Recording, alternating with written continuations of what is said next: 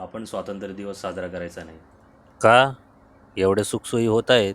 शिक्षण, आरोग्य, रस्ते, जय जवान जय किसानचा नारा, गरिबी हटाओ. काय लाभ झाला रे गरिबांना? झाला? नाही. यालाच म्हणतात 12 लुगडीनी शेट्ट उघडी. सांग ना का करायचा स्वातंत्र्य दिवस साजरा? भैया, काही दिलंय काय या स्वातंत्र्यानं आपल्याला? दुःख, दारिद्र्य, अवेलना, अत्याचार.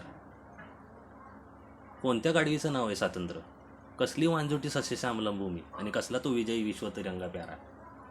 लोकांचे उपासमार, रोजचे अत्याचार. इथे बुटाशी जरी कोण उभं राहू देत नाही आहे आणि आपण ह्यांचा तिरंगा उंच धरायचा. इकडे आपण यांचा तिरंगा उंच धरायचा आणि तिकडे यांनी आपल्या बायकांची लुगडी फेडायची. परत नाही त्याची दाद ना फिर्याद. न्यायतसाला माजलेल्या वळूसारखा गाईचा वास घेत फरार. संविधानातील असमानता असह्य. कायदा कायदा नीट चिप पडलेला म्हणजे मुकीला धरली ना हाक ना बो हा भैया.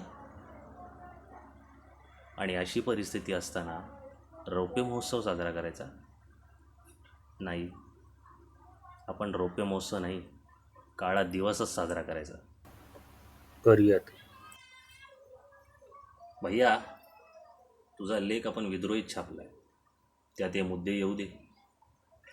उद्या साधना मासिकासाठी अनिल लेख घ्यायला येईल, त्याला देऊ.